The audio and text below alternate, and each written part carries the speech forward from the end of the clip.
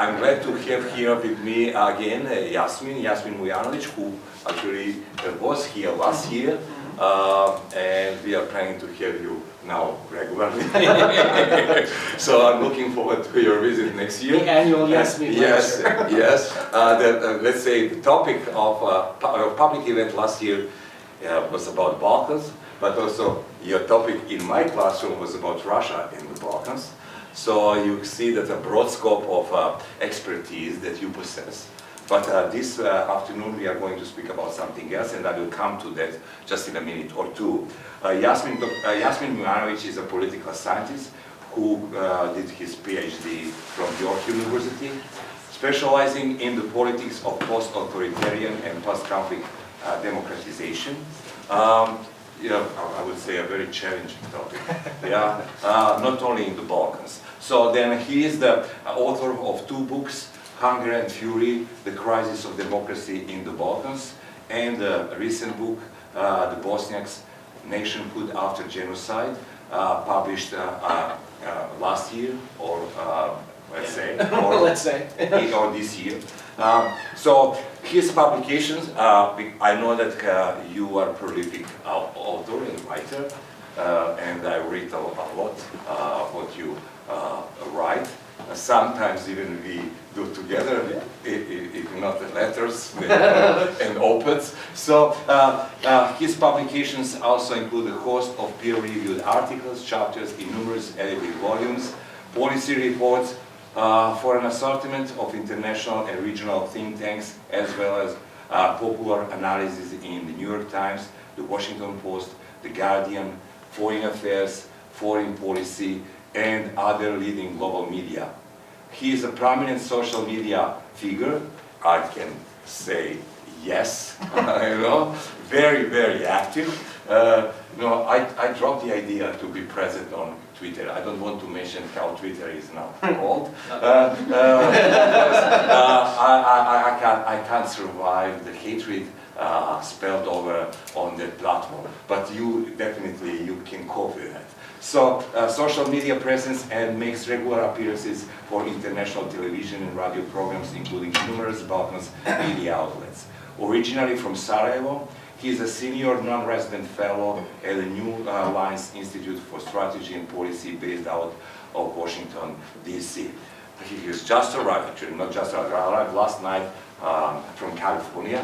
So welcome to the East Coast, and the time and the floor is yours.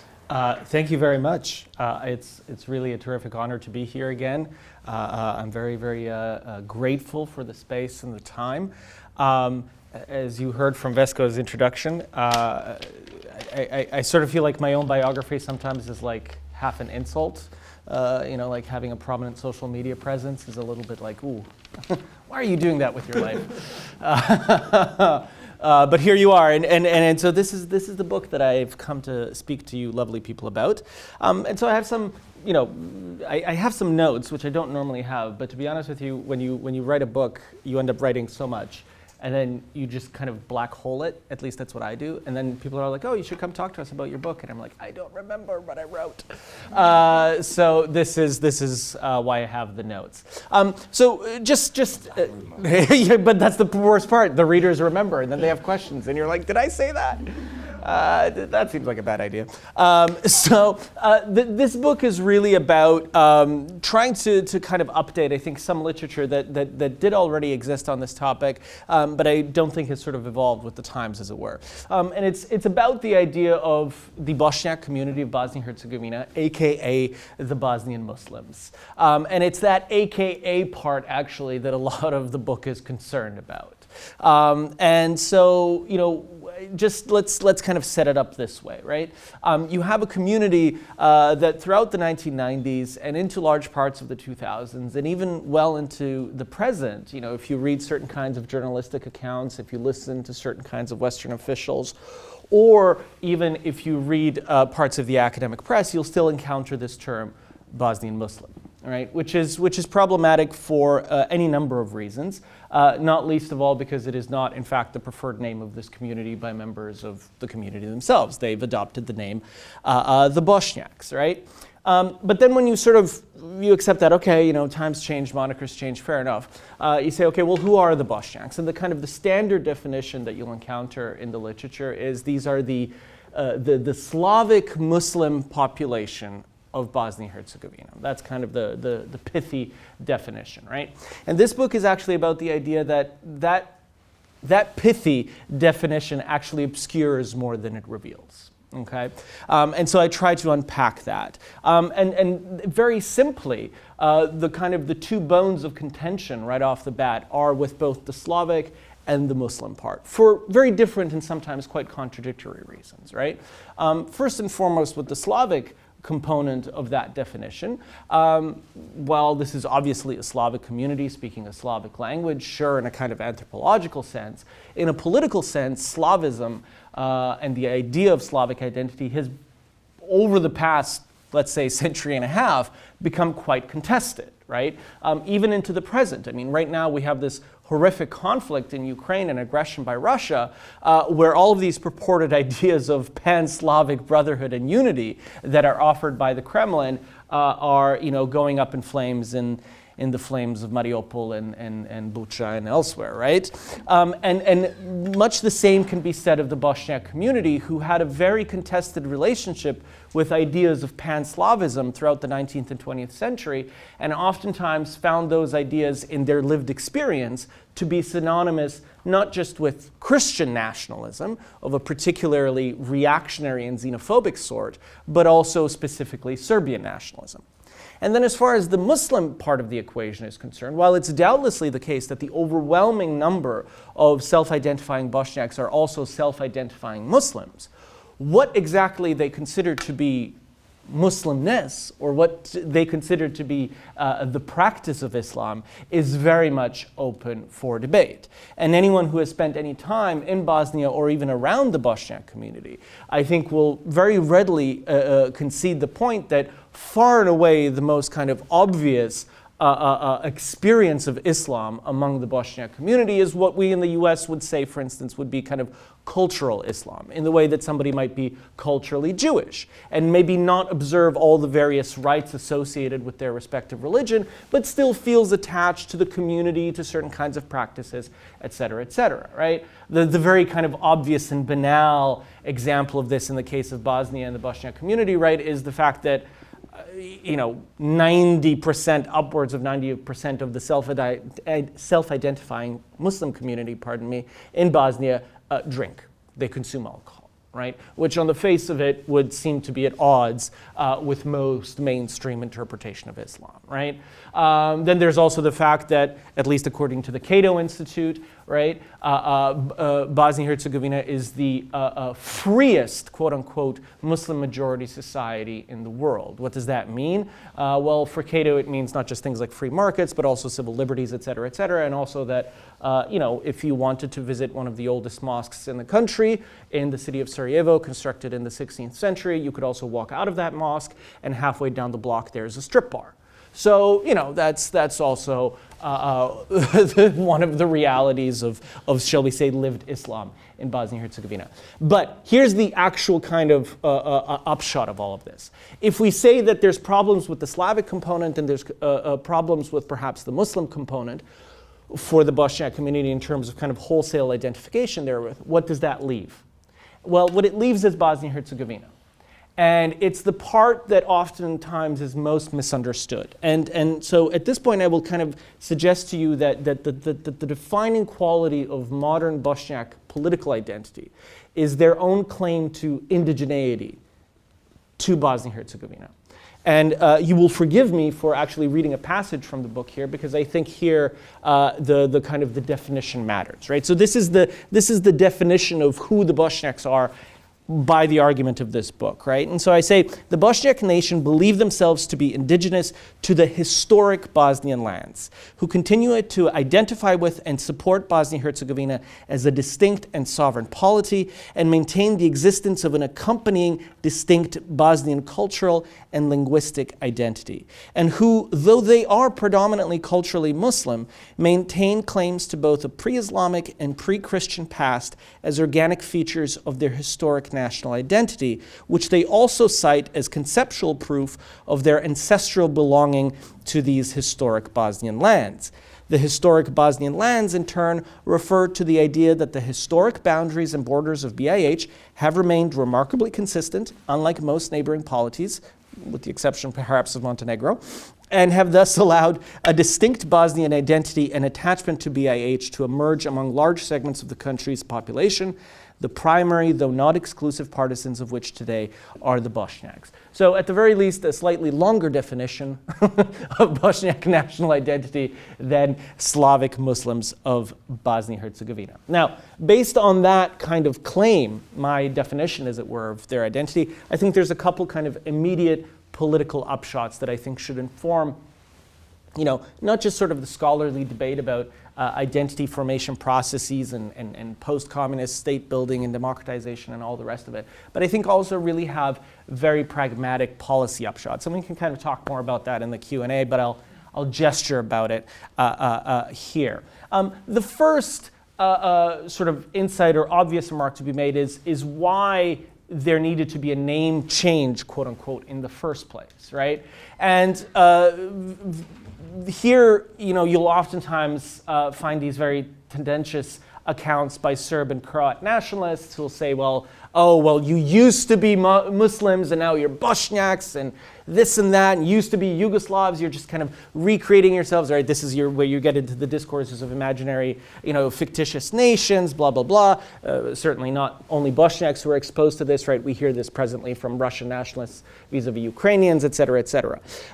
And what's often lost in this discourse, other than the fact that, one should not take it particularly seriously, but even from a kind of well-meaning position, which you will encounter among certain Western audiences who still prefer this term or use this term Bosnian Muslim, is the fact that for the Bosniak community, the adoption of the term Bosniak was an act of reclamation and restoration. It was not the adoption of a new moniker. Because as early as the 1970s, when there was the so-called nationalities debates in the context of the Yugoslav federal state, which did not only concern the Bosniak community. Already at that time, Bosniak members of the Yugoslav League of Communists wanted the term Bosniak as their national moniker, but more hardline nationalist elements, in particular from Serbia and Montenegro, within the LCY sort of rebuffed that. And so you end up with this very bizarre kind of middle-of-the-road solution, which was this idea of Bosnian Muslims, or what was sometimes referred to as Muslims by ethnicity, which is where we get Bosnian Muslim. Of course, raising the question of what happens if a Muslim by ethnicity becomes a Lutheran. Do they become a Muslim Lutheran, or et cetera, all these kind of obvious absurdities, right? But for the Bosniak community, the adoption of the term of Bosniak after 1993 becomes an act of reclamation, a name that has a long history in Bosnia, one that again speaks to what they believe to be their indigeneity to Bosnia itself. This second kind of major insight here is related to this idea of indigeneity. And I think this is a really important one to unpack. Because again, when you sort of listen to the standard, shall we say, Serb and Croat nationalist accounts, this is one of the sort of the hobby topics, right? This idea that Muslims in Bosnia-Herzegovina, and therefore also Bosniaks, are kind of a vestigial people, a leftover people from the era of the Ottoman conquest of the Balkans, right? Actually, the Serb and Croat nationalists say, actually these were medieval Serbs and Croats who, and this is where the sort of topic gets a little bit more murky in terms of how extremist you want to be in your interpretation. They converted, or they in fact betrayed their faiths by becoming Muslims. They abandoned their Serbdom or their Croatdom. They can't quite agree as to whether they were Serbs or Croats, right? So they're still sort of hashing that out. But the important thing is that there was an act of fundamental betrayal by those who adopted the Islamic faith upon the arrival of the Ottoman imperial regime in the Balkans. And so, you'll oftentimes get these claims of like, you used to be Christians, and these kind of formulations of you have icons in your attics, right? This is a phrase that nationalists like to, Serb nationalists in particular, like to throw out. And what's really interesting about this narrative is it's at complete odds, never mind with the actual historical record, like assigning modern ethnic identities to medieval people is absurd on the face of it, right? So let's just put that aside. But the much more interesting problem with it is that self-identifying Bosniaks don't particularly have a problem with the claim that their ancestors were Christians, right? In 1992, when the Republic of Bosnia and Herzegovina was declaring its independence and seeking its sovereignty, this right here ended up being on the flag. Right? Now this is the medieval seal of the Kotromanić dynasty. This was the royal Bosnian dynasty which founded the Bosnian kingdom and which was ultimately overthrown, conquered by the Ottomans. Now the thing about this Kotromanić seal that ends up being on the Bosnian flag is it has these lilies, as you can see on it. So it has these 6 lilies. Now I don't know how much you sort of know about medieval heraldry, but the lilies are obviously a symbolic representation of the cross. They're also very closely tied up with the idea of Marian devotion. And there is absolutely no dispute about the fact that the Kotromanićes were Christian rulers. Now there is some debate as to exactly what kind of Christianity they practiced, because the medieval record is unclear. There was Orthodox, there was Catholic, there was what was known as the Bosnian Church, which was a kind of autocephalous, semi-heretical church. Great, but no one actually disputes that the Kotromanićes were Christian. And so it's very interesting that the Bosnian independence cause, which was doubtlessly led primarily by the Bosniak community, an overwhelmingly Muslim community, decides that as the state flag of their country, of their ancestral homeland, they want not 1, not 2, but 6 stylized crosses. Right? And so what's salient about this point is that for the Bosniak community, there is no particular debate about whether the Kotromanićes or Kulinban or any of these other medieval magnates were Christian or not. That's not what they're interested in. They accept their Christian identity. The argument they're making is that they were first and foremost Bosnian, that they were Bosnian magnates who founded a Bosnian polity, a Bosnian state, a Bosnian kingdom, and it is to that Bosnianness that they lay claim. And what's very interesting in that is that, ironically, it is these Serb and Croat nationalists, and please, I emphasize here the term nationalist to distinguish from the Serb and Croat communities at large, right? It is the nationalists that have abandoned their claim to Bosnia by adopting ideas of, Greater Serbia, Greater Croatia, et cetera, et cetera. So that just kind of is a point about kind of the, shall we say, historical identifications of the Bosniak community. The third insight here that needs to be kind of really explicated concerns obviously the most important contemporary historical moment for the Bosniak community and therewith also their identity. And that is namely the events of the 1990s, as I just alluded to, the formation of the Republic of Bosnia and Herzegovina, its independence, but also, of course, what immediately followed its independence, the aggression on Bosnia and Herzegovina, and ultimately the genocide. Now, it's actually specifically about the genocide that there is something that needs to be unpacked. So, every year around July 11th, right, we have international commemorations associated with the genocide in Srebrenica, commemorating the execution of 8,332 boys and men in the town of Srebrenica by Serb nationalist forces in July of 1995. The term Srebrenica genocide refers to the fact that the ICTY, the International Criminal Tribunal for the former Yugoslavia, ultimately decided that it was only in Srebrenica that there was evidence of actual genocidal intent and genocidal execution by the Serb nationalist forces in that country. The problem with that is that there is an increasing consensus both within the scholarly literature, within the legal literature, and certainly within sort of the Bosniak community themselves, that this is a preposterous argument. Right? Because what it means is that identical crimes committed by identical actors at the same exact time for the same exact political purposes 5 miles down the road were not genocidal. It's a little bit like arguing Auschwitz was the Holocaust, Buchenwald was not. Right? So how can we think about identical crimes as Srebrenica committed in Prijedor, Bijeljina, Brčko, Foča, Zvornik, Žepa, et cetera, and say, well, those were not genocide, but actually what happened in Srebrenica was. This is why genocide scholars in Bosnia in particular have begun pejoratively referring to this term, the genocide in Srebrenica, as the municipalization of genocide.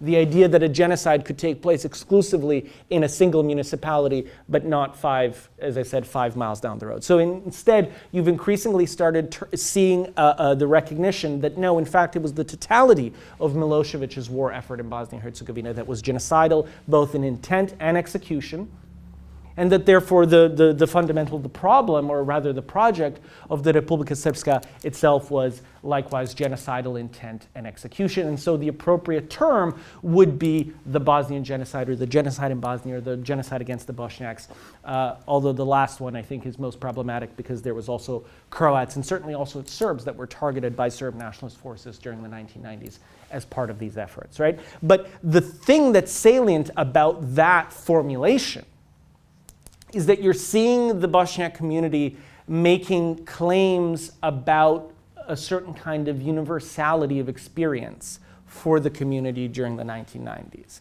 So saying that, no, it's not just that, awful, terrible things happen to people in Srebrenica. It's the fact that those of us, for instance, who survived the siege of Sarajevo, or those of us who survived the events in Prijedor or Žepa, Zvornik, it's all part of one kind of political narrative experience, and that experience then informs how we think about Bosnia's future. And it is Bosnia's future that I think is the kind of the important last insight of this book. And so here's what we get to. There's two kind of primary arguments to be made here by the Bosniak community as concerns the events of the 1990s.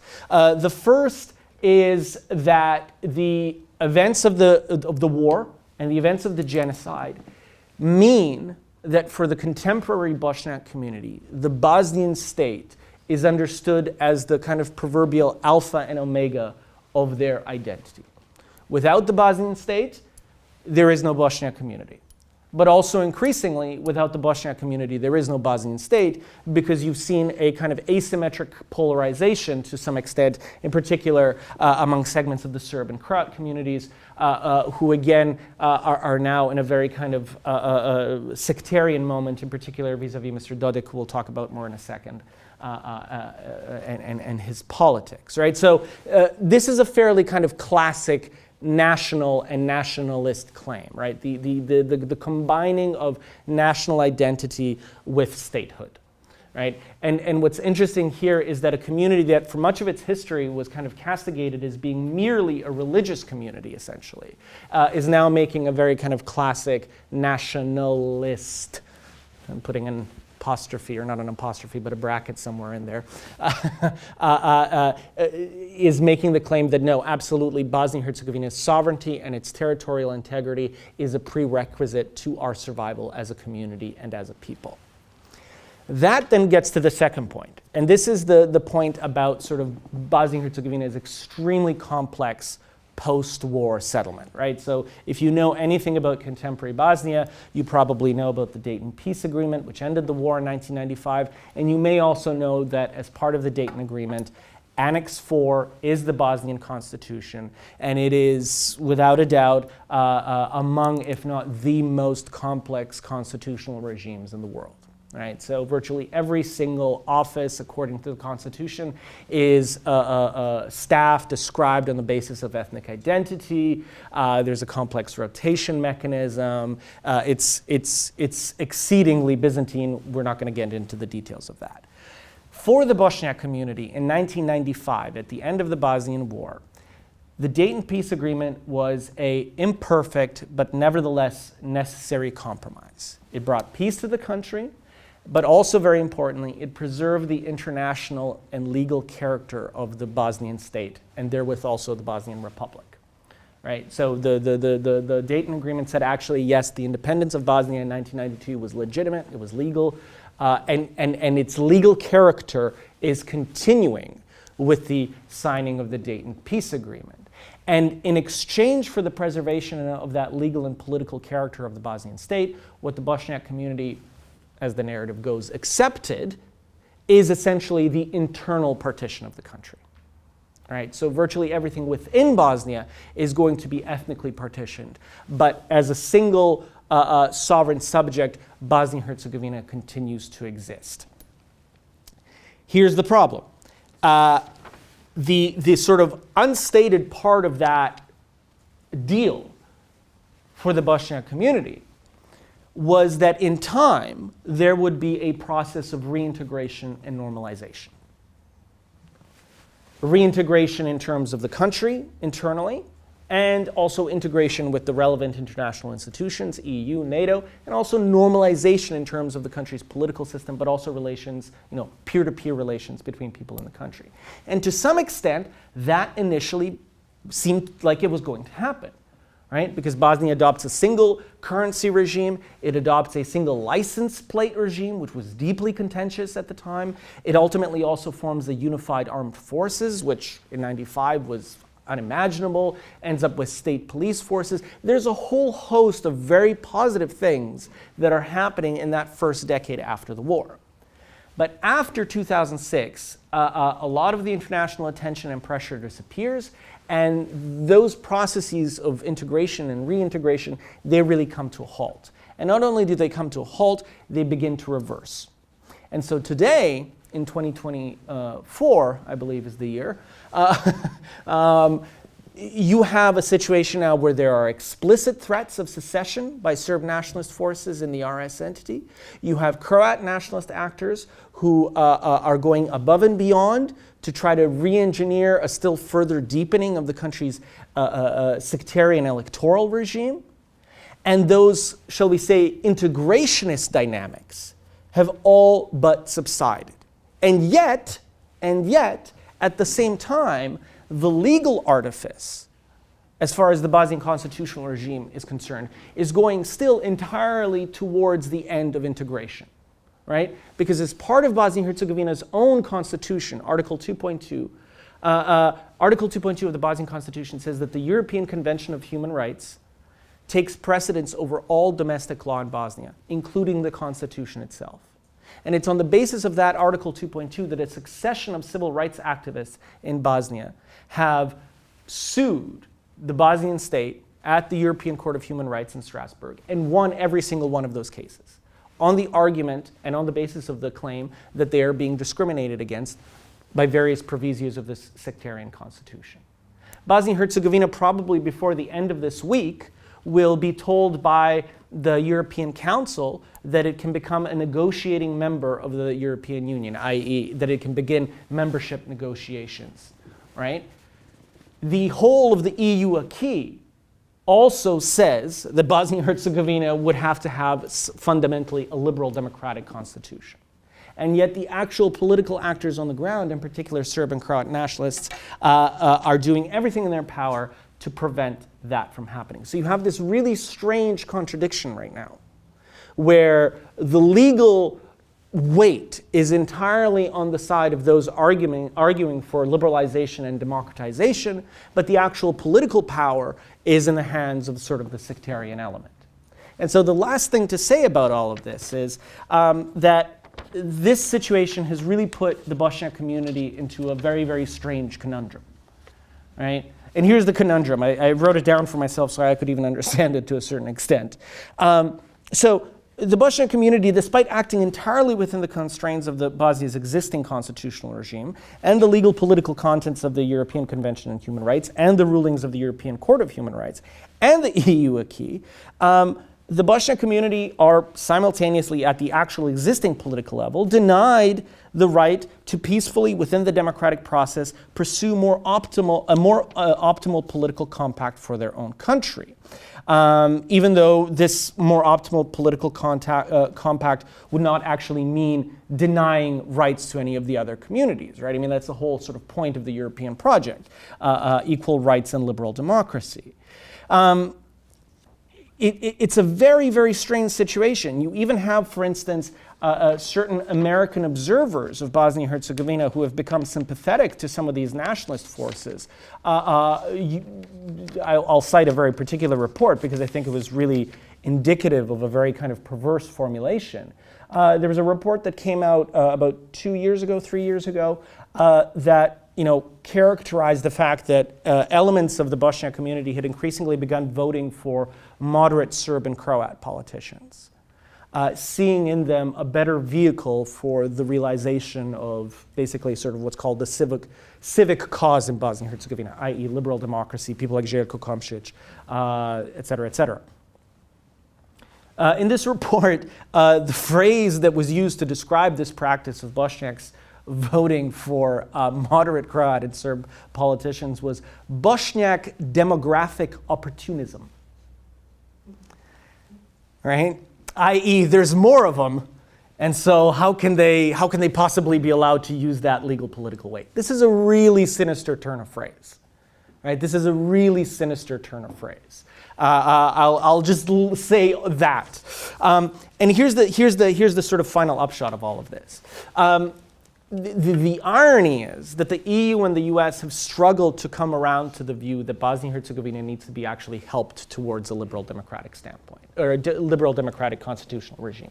And they've struggled with that for a very simple realpolitik standpoint, because it's hard and it could be potentially volatile to do.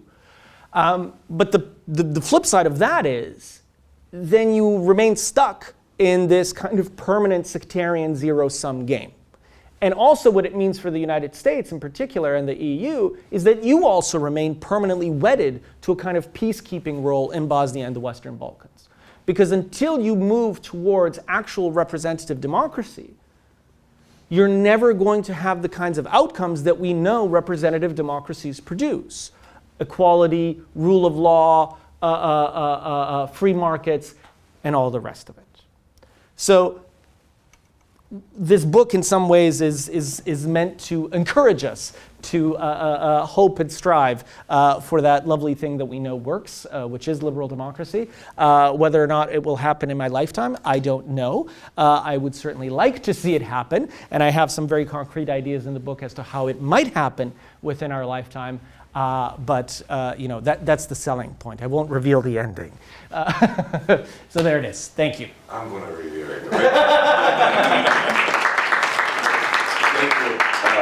Thank you, Jasmin. Allow me then to begin with a couple of questions from my side before turning to you guys. So I see your book actually divided, if you allow me, into at least 2, if not 3 parts. One definitely dealing with genocide, the importance of genocide, in understanding of the genocide in Bosnia and Herzegovina, and addressing misinterpretation of that event by different scholars, including European scholars, not only coming from Serbia or Eastern Europe, but including Western scholars. The other one is nation building, and the third one, which I can call a political manifesto, how you see the future. So can I first focus on the first nation building things and ask you 2 questions, and then I will turn to this political manifesto. I don't. First thing, you mentioned something that that definitely I agree with you, that from the point of view of Bosniaks, Pan-Slavism often was understood as a Serbian nationalism because it appeared as a Serbian nationalism in the Balkans. Because Serbs were very enthusiastic by embracing the idea of Pan-Slavism, giving to that idea their own meaning. Like Russia actually hijacked the idea of Pan-Slavism, which was born in Czechoslovakia, today's Czech Republic. But my point here is, in all countries, in all parts of the world, but let's focus on all parts of the world. If you just start from Benedict Anderson description of how nations are born, and that religious community actually preceded what we know now today as a horizontal communities. So then one can say that in all countries actually, we never actually passed the threshold to develop from understanding of, to go beyond understanding of religious community. Just to let you know, and you know that well, you can't be Serb if you are not Orthodox. You can't be Croat if you are not Catholic. So you cannot imagine Croat who is a Protestant. You cannot imagine, actually you are not, you don't allow them to be. You don't allow. I have a student here who is from Serbia and who is not Orthodox, and who often has a problem in Serbia because the Serbs refer to him as being actually not fully Serb.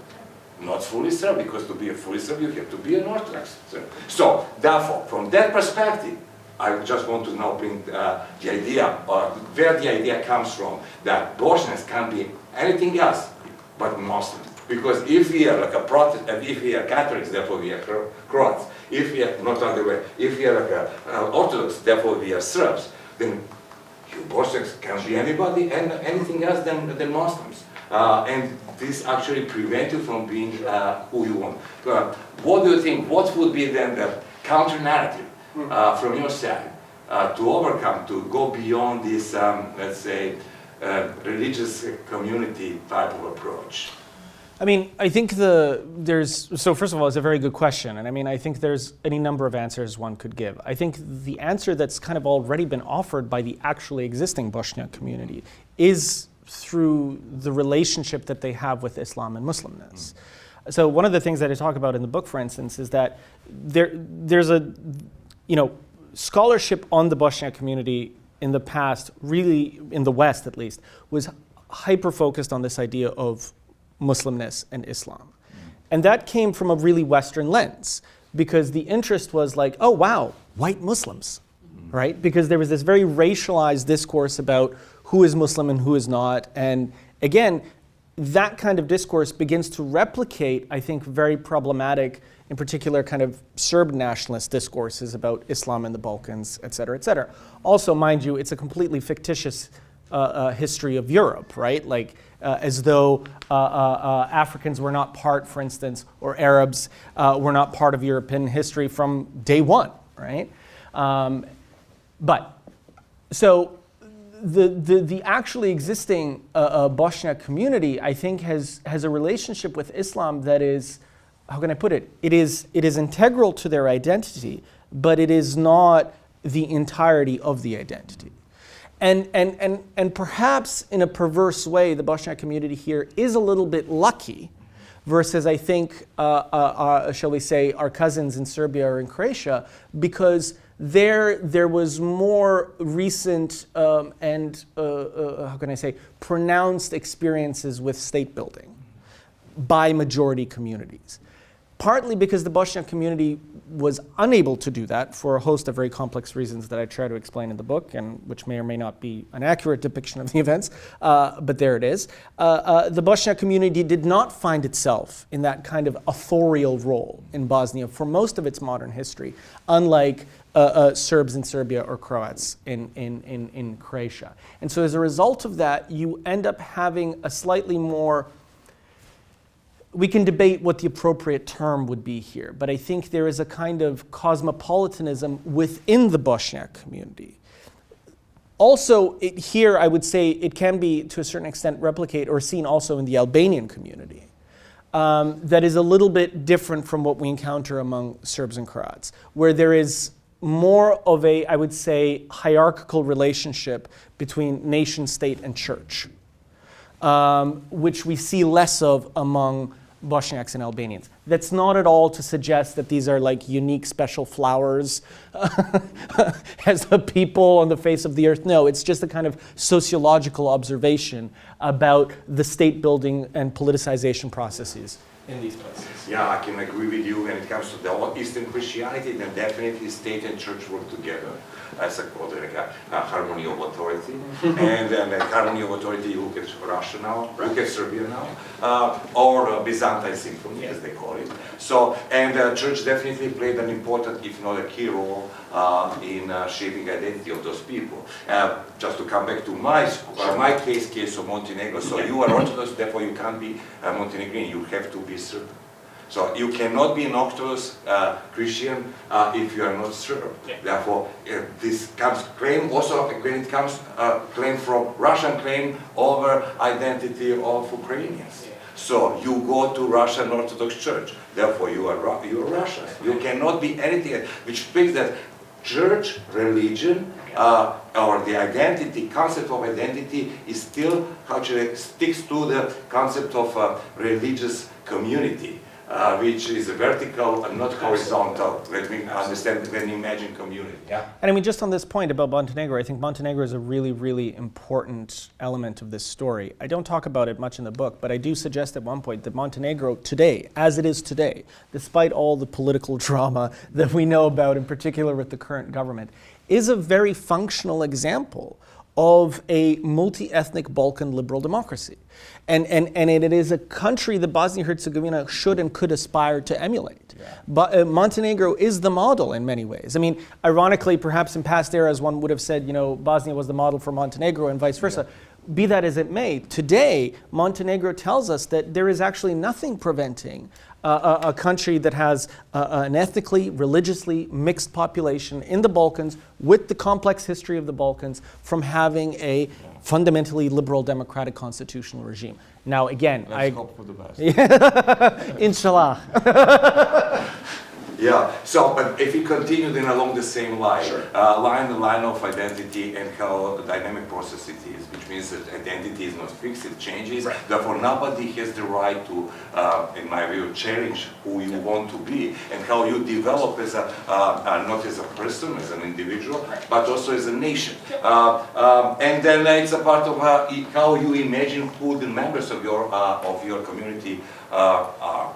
And then those, every community is limited. So what the limitations are when it comes to your community of Bosniaks? Mm-hmm. What about others, the others? Because you can always have who you want to be, which means you're Syrians, but you also have those who ascribe certain identity to you, whether you like it or not. So which means the others ascribe certain identity and don't want to identify, don't want to imagine themselves being members of that community.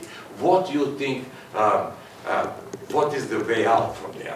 How you imagine, how Bosnians can be, the idea of belonging to that community can become like something close to, let's say, an Orthodox individual living in Bosnia and Herzegovina, or a Catholic living in Bosnia and Herzegovina? I mean, look, I think it's an excellent question, and the thing that I've said to you know, my Croat friends, including those in Bosnia and sort of Croatians in Croatia proper, is that when the question of, for instance, you know, Bosnia is very contentious and again, Byzantine electoral regime comes up, is that I think Croatia, much like Montenegro, has a model constitution because it affords equal rights to all members of the Croatian state. It does not distinguish on the basis of ethnicity or sectarian identity or religious identity, but it also affords a certain kinds of, shall we say, it's not reserved powers, but it absolutely recognizes distinct nations within the Constitution, as it should be, right? As is the case, for instance, in Canada, as is the case in any number of multinational democracies around the world. I don't think, and look, part of the kind of, how can I put it, part of the spiritual reason for this book is that I'm trying to intersect one of my major fears. And my major fear is that the Bosniak community will, at some point in the near future, begin to actually experiment and flirt and be enticed by more classical nationalist ideas. Yeah. Because they will look at the numbers, and the numbers are very favorable for the Bosniak community. It is entirely conceivable that within the next decade or two, something like 2/3 of the Bosnian population will be Bosniak. And if that happens, and it still coincides with this very rigid ethno-sectarian regime that we have today, then you actually are going to have people come up and make very sadly compelling arguments about, well, pardon the expression, like, screw this, let's just vote them out. Or rather, let's, you know, overvote them because we have the numbers. Mind you, this term doesn't even, you know, a kind of majoritarian concept of democracy. I think that would be bad for Bosnia. I think that would be bad for the Bosniaks, and I certainly believe it would be bad for the Bosnian Serb and Bosnian Croat communities.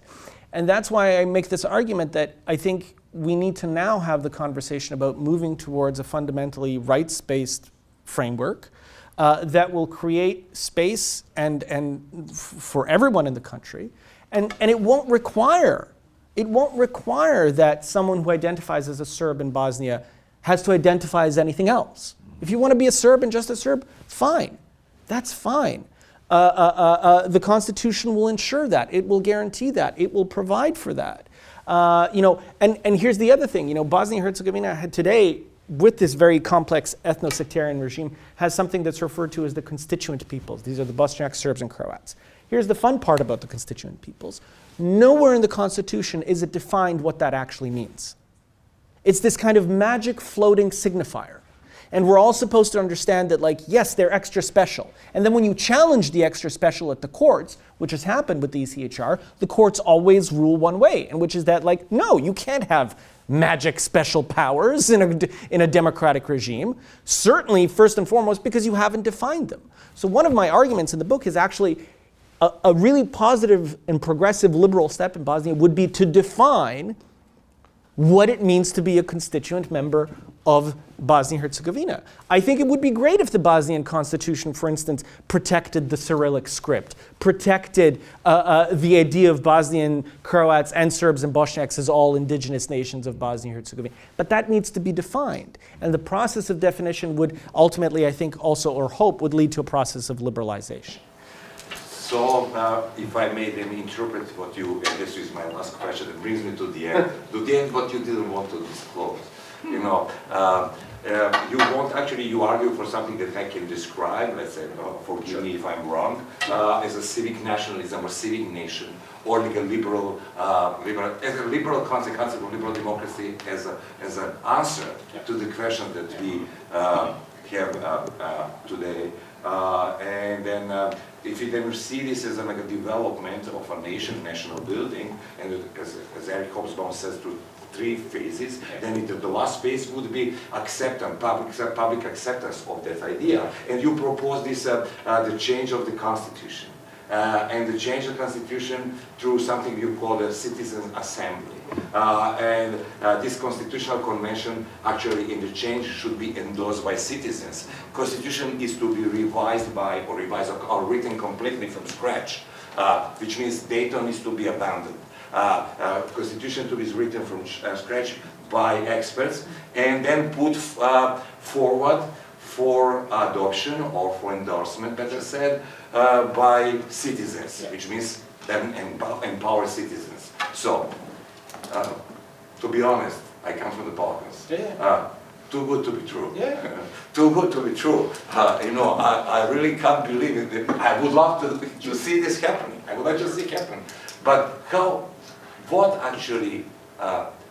will drive people to do so? Which means, can you imagine how it may happen? Can you imagine this scenario taking place in Bosnia and Herzegovina? Sure. And you must be aware of Chilean example.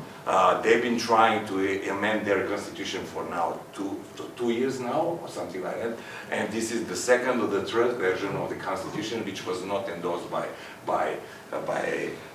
people, by citizens. So then those who rightly described as sectarian political elites, don't you think that they will try through their influence on citizens to prevent this from happening? Absolutely. So a couple things. First and foremost, I would push back on the idea that this idea is an exercise in nation building. I actually don't think it's an exercise in nation, or at the very least, if it has one of its outcomes, nation building, that's way off in the future, and to me is irrelevant. As I said, somebody wants to continue being just a Serb, just a Croat, fine, whatever. The second point is there's an institutional imperative here, that Bosnia and Herzegovina is already in a state of constitutional crisis. The constitution must be reformed. Legally, it must be reformed. Now, we can then make the political argument and say we're going to continue indefinitely in a kind of legal vacuum. Okay, but then somebody should make that argument. That's the thing. We're all sort of publicly making the argument that, yes, we need reform, and then privately it's like, no, it's fine, just leave it. Right? So I'm trying to force people to say what it is that they support and not support. And then finally, the kind of the actual, is it too good to be true? Perhaps. But here's the argument. The argument is not that this will produce utopian outcomes. The argument is that one of the historic problems, not just in Bosnia, but in the Balkans in general, is that we have had an extremely, inordinately hierarchical and elitist political culture. And this is a kind of, shall we say, workshopping of what it might mean and might look like to try to go the other route. And to, in that sense, encourage a more participatory political culture. Because all of the actual evidence suggests to us, not that, you know, the people of Bosnia or the Balkans are some kind of, you know, idealized Rousseauan noble savages, right, who have just been led astray by their evil leaders. No, there's a lot of crazies everywhere. That's not an issue. But the issue is that by encouraging people to get involved in the decision-making process in a much greater extent than what has taken place to date, you will ultimately produce more positive outcomes. Not necessarily immediately, but in a generational sense. And that's, I think, one of the other kind of difficult things about a book like this. And I mean, I think I write this at some point in the conclusion or the intro. To me, the benefit of a kind of liberal democratic conception of politics is that it rejects the idea of terminating politics. It rejects the end of politics, as though we'll ever get to a state that's optimal, ideal, and then we can just, like, I don't know, debate parking policy. I don't want that. That's not, you know, it is only authoritarian regimes which terminate politics. I would like to have a culture of participation and argument and debate and fufara, but it is taking place within a peaceable institutional setting.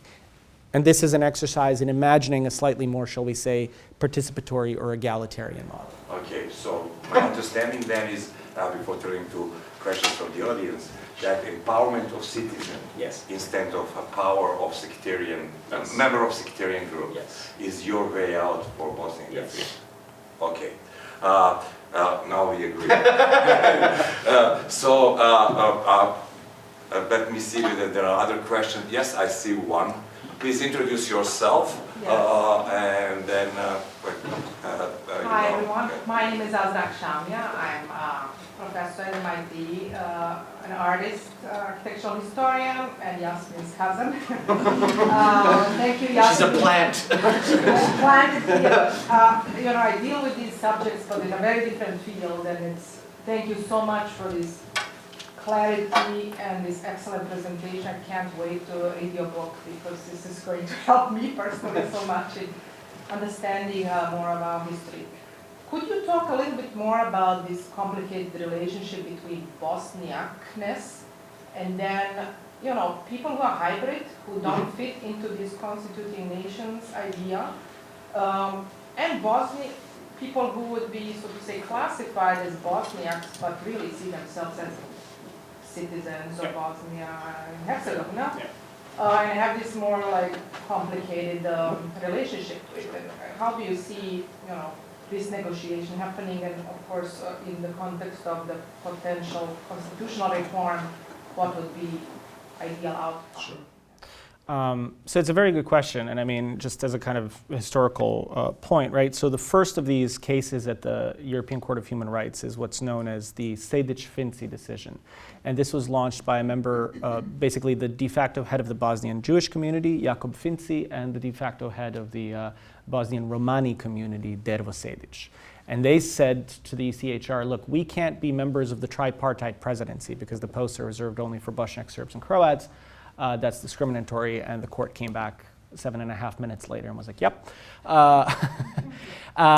And as Mr. Finci and Mr. Sejdić are prone to joke, this topic and this case has now for so long been discussed in Bosnia that people have forgotten that it's actually about two distinct people. And so occasionally people will refer to a Mr. Finci Sejdić. And you're like, where is he? What is he? Is he here? No, no, no. So here's the thing. The problem of identity in Bosnia and why it is so frequently discussed and debated and such a topic of, you know, a conversation really just reflects the institutional weight of the constitutional regime. People are forced to discuss this. In day-to-day life, it is a non-existent or almost non-existent barrier. Anyone who has been to Bosnia, who lives in Bosnia, who visits Bosnia, spend time along the sort of dividing lines of the country. Yes, you can see the markers of sectarian identity as soon as you cross from one block to the other. But day-to-day life goes on because people have maybe to a certain extent there is a negative dimension to how accepting Bosnians are, but they've accepted even this, and they have continued with their lives. My suggestion is in this book that actually existing Bosnian society, and here I include Bosniaks, Serbs, Croats, and everyone else, is actually already demonstrating a lot of sort of quasi-liberal strength, because it is accommodating all these different experiences, identities, expressions, right? Sarajevo now, thankfully, has a regular LGBT pride parade every year, right? Like it's evolving, it's moving. It has a vibrant free media speech, almost too free, right? When you look at the insanity that gets published in the tabloids, et cetera, et cetera. So my point is that I think to some extent what we identify as the pernicious lasting power of sectarianism and nationalism in Bosnia and the Balkans is an artificial product of these institutional regimes. Not entirely. Do not misunderstand me. I'm not suggesting that, if we didn't have this constitution overnight, we would all be, living in a commune. That's not what I'm suggesting. But in the kind of generational sense, yes, absolutely. When you have segregated schools to this day in Bosnia, you are going to produce segregated minds. So how can you tell me that we're going to realize the European dream, blah, blah, blah, blah, blah, but you don't want to deal with these kind of institutional barriers? So that's I think, kind of, again, I give inconvenient answers because a lot of the answers are about how things can change over time if decisions are taken today. Unfortunately, I think a lot of folks, both in Bosnia and in the international community, they want quick solutions. Well, if we had quick solutions, we wouldn't be in this mess in the first place. Just to confirm what you have said, in Bosnia, something that exists, and somehow it was endorsed by international community. It is like it's an absurd in Bosnia. There is two schools under the same roof. Then kids of different ethnic origin go to the same school, the same building, but actually they go to two schools where teachers teach them two opposing history teaching about what happened in the 90s. It is how you perpetuate conflict, you perpetuate war. So, and you actually keep the society segregated with the blessing of international community, because they, in fact, stand behind it. But you do, however, build a bust of Martin Luther King in front of the school. Yeah. So that's nice. Yeah. All right. The school is segregated, but we've got MLK over here. I see two more. First gentleman in the first row. Okay, please go. Thank you. Danilo Petranović, a political theorist by trade. So, well, first, wonderful talk. I look forward to getting the book. It seems, especially this notion of territorial democracy, as you presented, I'm putting my sort of maybe framing on it. It's something really interesting to build on in political theory terms as well. But I'll have to think about it a lot more. It's the first time I've heard it maybe in that context. Although it's, I guess, kind of brought up in the larger Yugoslav context before, although maybe not the democracy part. But my question is more kind of a pragmatic American question, and maybe this is my instinct, to correct me if I'm wrong, where to go. And it has to do with maybe momentum and baby steps and building goodwill between communities, between neighbors and larger region. My hunch, again, American English speaking here, it has to be economics or business or value-added industry, trade, tourism. I mean, this is a great way to begin. So is there, I guess your book is obviously constitutional theory, political, maybe not considered, it's outside the scope perhaps of your talk, but can you give us some hope in this sense, since we all, look, this is a problem. It goes back to Ottoman Empire, Austro-Hungarian Empire, going back, we're not going to solve it today, but like say, decades ahead, how can we at least stem the tide, the exodus from the Bosnian community, right? People leaving Bosnia, staying, becoming more prosperous. Is that I know you cannot, of course, I believe the citizen empowerment has to go along with it, but is there something else? We can at least go back to the Yugoslav successes of the 50s, 60s, 70s, at least in economic terms. I mean, look, I think it's a fair question, and it's one that comes up a lot. I think, bizarrely, I'll give you an answer you might not like, which is that I think actually Bosnia is surprisingly economically successful. There's an emigration problem, without a doubt, to the point where the country is facing a real demographic crisis, as is Serbia, as is Croatia. Croatia lost 10% of its population between 2013, when it joined the EU, and their most recent census in 2023. Right?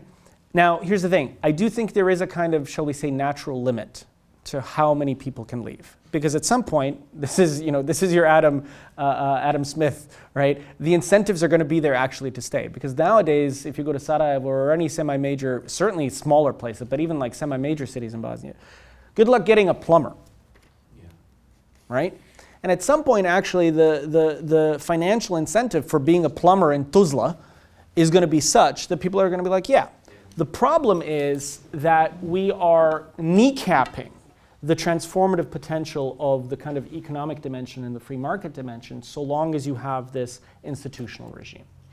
And this is part of the suggestion here, that I think in some ways Bosnia has reached, maybe not the apex, but it's near there, of what it can do economically within these constitutional constraints. When you go to Sarajevo today is a bustling cosmopolitan city. I mean, compared to where it was 10 or 15 years ago, it's night and day. Just this week, they're going to have, I believe, the opening of the first all-for-profit private hospital complex in Bosnia. Now, that might not be a good thing for those of us who believe in public health care, but on the flip side, it is demonstrative of a certain kind of economic capital in the country. But that's the thing. There's only so much further you can go with that, because inevitably you then start butting heads with this political structure, which also, of course, produces endemic corruption, right? Because if you have 14 different prime ministers, if like 8 of them are dirty, and it's more like 12, then we're in trouble. One more question over there, yes? Okay. So I'm an anthropologist, and I really thank you for your presentation, and I'm associated with the Cora Network, that's how I get here. But my question has to do with the identity. How do the Bosniaks, if they're not identifying with the churches that are the natural focus for organizing for the Serbs and the Croats, what are the kinds of civil society institutions? What kinds of rituals are they developing to build solidarity around this identity? That's one. Are the more religious, particularly the extreme right-wing Muslims from other places, seeing this as an opportunity to organize what's going on there? And then the other piece of this are the roles of the expatriate community. Because I had the experience in the 1990s of working with the World Hunger Program at Brown, where we were looking at hunger as a weapon, starvation as a weapon. And the question that I raised at that time was, could we get the American immigrant communities involved in trying to work against hunger as a weapon and ending the war? And what I was told was, oh no, they're the ones that are funding it. So, please. It's an excellent question, and thank you for having been involved in those difficult conversations. So just on that last point, one of the things about the 1990s was that there virtually was no Bosniak diaspora. The diaspora that existed in places like the United States, Canada, Australia, was almost exclusively ethnically Croat and ethnically Serb. Some pockets of Montenegrins, but virtually no Bosniaks. Even though by some accounts that I've seen, for instance, it's believed that the first or one of the first mosques in the United States was a Bosniak mosque in Chicago in the late 19th century.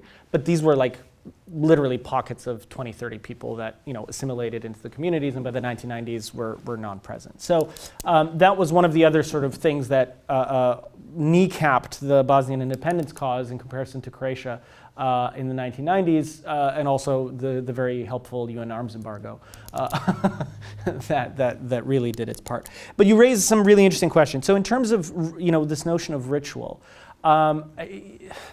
So there is an anthropological literature on all of this, and I don't want to sort of step on their toes.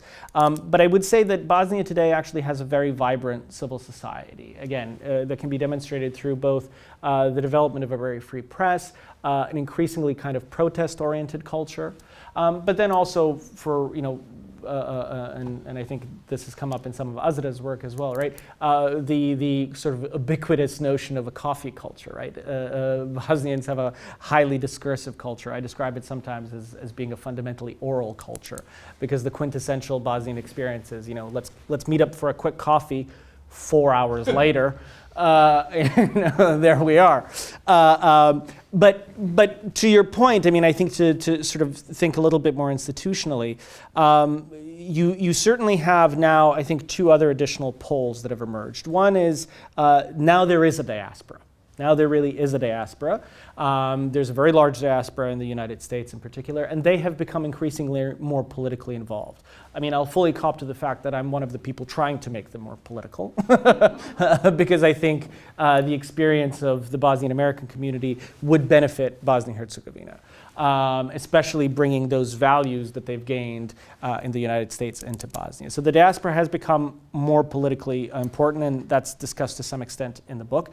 The other one is that you do have what's known as the capital I, capital C Islamic community in Bosnia and Herzegovina. This is the actual kind of organizational body of the Islamic community, small c, in Bosnia and Herzegovina, with the sort of the symbolic titular head of the community in the form of the Grand Mufti, the Reis. And it's doubtlessly the case that the Islamic community does have a lot of political and cultural sway, in particular among practicing Muslims in Bosnia and Herzegovina. But again, it's very interesting how pragmatic and to a certain extent, I would say even progressive, the, again, capital I, capital C Islamic community in Bosnia and Herzegovina has become. The Islamic community was absolutely instrumental in dismantling the small pockets of Islamist extremists which were observed in Bosnia during the course of the 2000s and into the first part of the 2010s. They were very hardline, they were very confrontational, and they nipped that thing in the bud very quickly. It's not to say those pockets still don't exist, but it was very, very much handled. The Islamic community and the Reis in particular, the current Reis, have been actually very moderate in terms of how they talk about political issues in Bosnia and Herzegovina. And also, again, one of the sort of dirty little secrets of actually existing Bosnian politics is that these pride parades which have been happening in Sarajevo and the growing visibility of queer people in Bosnia and Herzegovina, and in particular in Sarajevo, realistically could not have happened unless the Islamic community had essentially wink, wink, nudge, nudge, and approved it in some shape, way, or form. Because there were attempts in the early 2000s to do queer festivals, et cetera, and those were violently shut down by certain bearded gentlemen who had very severe views about Islam. Those were shut down. When the Islamic community decided to turn the leaf on that, the pride parades have been taking place without any issue. And so this is the thing. I mean, you can see in that some, shall we say, vestigial cultural conservatism, which can be very problematic in certain forms, absolutely. But the fact that the IC has also, to a certain extent, become a little bit more pragmatic in its views, I think is quite positive. Now, mind you, there is a limit to this. I think it would be negative and alarming for the Islamic community to become a kind of political arbiter. But even here, there's something very, very interesting. The previous Grand Mufti, a guy who actually had a surprisingly positive reputation in the international community, a guy by the name of Cerić, Mustafa Cerić, because he spoke fluent English, and he was sort of, during the Bush administration, he was kind of rolled out as like, here's the good moderate Muslims, right? Well, Mr. Cerić decided that after he stepped down as Grand Mufti, that he was going to run for political office. He was going to run for the Bosniak presidency post. And very interestingly, he did so poorly that it was basically a statistical error. And that too, again, suggests to us that the Bosniak community is more oriented towards kind of classic national ideas than it is about sort of religious conservatism. Because you would think if there was a kind of Islamist electorate among the Bosniaks, when Cerić ran, it would have been like, boom, there's our guy. Well, it wasn't. And also, incidentally, he's since gone loony and now pals around with the Chinese Communist authorities. And they, I mean, I kind of say this jokingly, but it was actually despicable. He went on a communist Chinese junket to Xinjiang while wearing the flower of Srebrenica and said that he saw no evidence of genocide or human rights atrocities. I mean, really despicable, gross stuff. So there you go. That's I hope addresses your question. All right, thank you. If I may add that coming into the religious community, that the type of Islam practiced in the Balkans belongs to Hanafi school of Islam, which is the most moderate school of Islam, which is practiced in Turkey, which is a relic of Ottoman Empire. That also influences the way how the Islam is practiced in the Balkans. But going beyond that, like a religious community type of discussion, and still being sticking to the idea of identity. I would like identity is built not just upon belonging to certain religious community, but there is also history, culture. You mentioned a couple of examples. But I would like to turn to the elephant in the room, the genocide. How much genocide actually has shaped the sense of identity among Bosniaks, because it goes beyond religion, it goes beyond, because you are not targeted just as a Muslim, you are targeted because you are considered a Bosniak. Yeah. No, absolutely. I mean, in particular, Jewish scholars of the Holocaust, right, especially in sort of the 1950s, were the first to make that observation that, among the many horrors of the Holocaust, right, was the fact that it didn't matter whether you were a practicing Jew or whether you were, highly liberal or whether, you didn't even identify as Jewish. If the perpetrator identifies you as Jewish, that's the problem, right? You're all going to be in the same mass grave. And I think that certainly has left an indelible mark on the Bosniak community. And of course, how could it not, right? I mean, especially when you go to someplace like the memorial complex in Srebrenica, and I'll confess to the fact that it took me a long time to muster up the courage and sort of psychological stamina to do so. And I always say, like, I'm a fourth generation atheist, literally. And so in that sense, I'm deeply secular, but I have very religious members of my family. And so when, I had the opportunity to go to the memorial and, you see the enormous tablet with all the names, and yeah, there you are, there's the Jasmins and the Mujanovićes and the et cetera, et cetera. And of course that is, I think, deeply moving and affecting. And so I think the influence of the genocide has been that it has forced the Bosniak community to think in the most sustained political fashion, in a kind of state-based political fashion that perhaps it has ever had to do for various complex reasons. And there are some positive dimensions to that.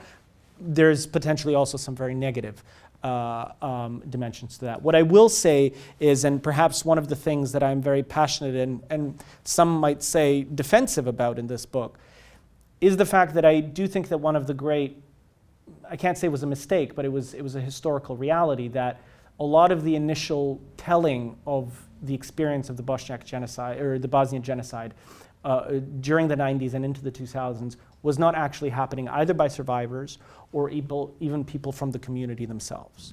And so you were getting oftentimes very American perspectives, very German perspectives, very whatever perspectives. And those are fine. They're fine. But they're also not the experiences of the people whom this most affected. And I do think that I am part of a cohort of scholars and thinkers who are now, to some extent, trying to rewrite that story. Not in a revisionist fashion, far from it, but actually to emphasize and to center the experiences and roles and testimonies of survivors. Because at the end of the day, I'm much more interested in what Hasan Mujanović has to say about the experience of having been in Srebrenica than I am about, no offense to all the grad students in the audience, but to what some grad student in Boston is going to write about it. Not to say that 10 years down the road, that grad student in Boston can't also contribute to that literature. Absolutely they can, and they should, and I encourage them to do so. But it is to say that one of the things that over the preceding 2 or 3 decades that has not been the case was the centering of survivors in particular. And I think that is one of the things that I do feel very strongly about. And again, perhaps even defensive, which is part of the reason why I sort of go through some of the litany of, I think, some of, shall we say, somewhat problematic portrayals of the genocide in Bosnia in some of the Western academic literature. Yes, I see one more question. So kind of on that same note, can you talk a little bit then about like the rise of Milorad Dodik and kind of like the fear for the Bosniak community if he continues to kind of go on the same pace that he is? It's an interesting question, and here's what I would say. For better or for worse, I don't think anybody fears Milorad Dodik. That is the part that scares me. Not because I think he has the ability to do what Milosevic or Karadzic did. He didn't. But I do worry about a society where, as you will sometimes hear in Bosnia, and I know you just came back from Bosnia, so you might have even heard it, the idea of waiting for the second half. I think that's a very toxic and dangerous idea. I don't think we should aspire to solve Bosnia's problems through violence. And what scares me about somebody like Dodik is that he traffics in that anxiety and that rage and that he has a very, very good way of getting under people's skins. And I fear that if he is permitted to go all the way with what he wants to do, he will entice the kind of reaction that he wants. And then he will ipso facto say, aha, see, I told you they were extremists and radicals all along. Mind you, I will also say that's not to suggest that the idea of defending Bosnia's sovereignty or its territorial integrity, as we see in Ukraine, is not a legitimate goal. It absolutely is, even if that goal requires, in the worst case scenario, taking up arms. But my point is that should not be something to aspire to. We should aspire to the democratic process, even when it seems difficult and even impossible. And in some ways, the book is about trying to suggest ways out of impossible corners. But unfortunately, Milorad Dodik is an ideologue, and I do fear that he will not stop until he is stopped. And I hope that we can collectively stop him in a democratic way.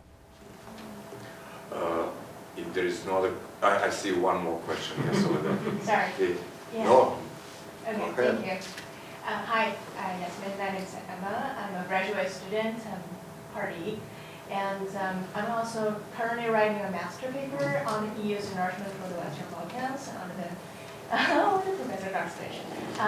So my question is sticking to the idea of identity. So I'm not expert on Bosnia, but I know there's, from your talking, we learned a lot about the difficulties and complexities of identity, identifying themselves within the community, Sure. even within Bosnia. Yeah. So I'm wondering how difficult can we imagine, like for Bosnia, for the Bosnian community to re-identify with the EU. I mean, talking about the European integration project, sure. We know there are many elements into the project. There's economic elements, political elements, but there's also identity elements.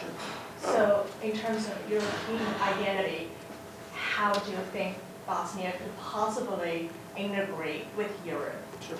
May I add a question to that one, because this was my question was supposed to be the last one, but you actually took care for myself. So, what defines the European identity? Why Europeans are having problem or have problem with Muslims on European continent? Why they cannot accept a fact that there are European Muslims? They didn't come from Middle East, they didn't come from North Africa, they are Europeans. They have European roots. They have been around for centuries, 1,000 years. So therefore, what is the problem with that? And then definitely, then that brings us to the question also of Emma. So I'll answer Emma's question first, because I think in some ways it's the more straightforward one to answer. For Bosnians, and in particular for Bosniaks, I think there's really no issue with the EU integration process. I mean, for decades they've been saying, we're European, we belong here, we're the Jerusalem of Europe, you know, all these kind of slogans. Let me also add, to some slightly problematic extents, right? Like the emphasis on Europeanness, as Vesko suggests, I mean, is laden with all kinds of really problematic ideas about whiteness and otherness and all that. So like there's some definitely dodgy elements about this. And also this can be then seen in, I mean, I always say like the most Islamophobic things I've ever heard in my life have been from Bosniaks. I mean, I defy you to find a more Islamophobic community on the face of the earth than the. There you go. We can go back and forth on that. But I think that is a reflection of that desire to belong to a, shall we say, greater project that, as Vesko gestures at, has within itself these very sectarian and essentialist conceptions of who does and who does not belong. All right, I've much to the chagrin of my colleagues in Brussels, I've often suggested to them that I think Bosnia is a much more functional example of multi-ethnic and multi-religious life than what we're seeing these days in France. Or what we're seeing in other parts of Belgium. If you go to the wrong part of Brussels, oh boy, right? Now that's a little bit tongue-in-cheek, right? But I do think it suggests that the challenges that the European Union and Europe as a whole are going through right now in terms of the rise of the far right, resurgent racism, resurgent reactionary movements, but also unfortunately in this country. I mean, it suggests to us that none of us are exempt from the possibility of going down the wrong road in the political and democratic process. I mean, there was a famous passage by, I believe he was a Serbian journalist in the 1990s. He said, look, if the United States all of a sudden within a year had every TV station and every newspaper in the country talking exactly the same way and having exactly the same line on every single issue, and that line happened to be the line of David Duke, the Grand Wizard of the Ku Klux Klan, you too would have a war within a year. And that was his observation about Milosevic's takeover of Serbia and then ultimately a lot of the Yugoslav state apparatus. So all of which is to say, I think Bosnians, at least from a kind of ideological, cultural standpoint, have no issue with the European Union. I think what they are starting to become extremely resentful of, and understandably, as are people in Albania, as are people in North Macedonia, as are people in Kosovo, Montenegro, is that we've been in this antechamber waiting for this magical membership thing for 20 years. There's less than 20 million people in this entire region. Suddenly Moldova, which has 18% of its territory under Russian occupation, applies for membership and gets candidacy in the span of 4 months. Nothing wrong with Moldova. I think Moldova should be in the EU. But that was a moment that everyone was like, wait a minute, what the hell is going on here? And also, I mean, as I pointed out to some of my colleagues in the EU office in Sarajevo, I said, look, this is suggesting that Moldova has, Moldova should thank the Russians for occupying Moldova because they've apparently done a better job of preparing them for the EU than you lot have, and you've been running day-to-day politics in Bosnia for 20 years. That's the problem now that we have the EU. It's not about, oh, are we European, EU, blah, blah, blah. No, it's about, come on. The reality, I think we've talked about this previously, but all I'll say is like, if the EU wanted to let all of these countries in tomorrow, meaning the Western Balkan countries, they wouldn't feel it. They wouldn't feel it. But they've made them wait for 20, 25 years. And at the same time, we're now telling Ukraine that, by the way, which is territorially twice the size, has a population of 42 million people, is in the middle of a horrific war. Oh yeah, you have a European future. Yeah, maybe in a century, if the EU is still around by then. This is part of that bugs me, that I think we're lying to the Ukrainians, never mind to the people in the Balkans. Thanks for coming to my talk. Thank you so much, Jasmin. It also, the way you express yourself, your ideas, your thoughts, and your comments speaks also about enthusiasm that we all from the Balkans speak about politics. Okay, thank you so much.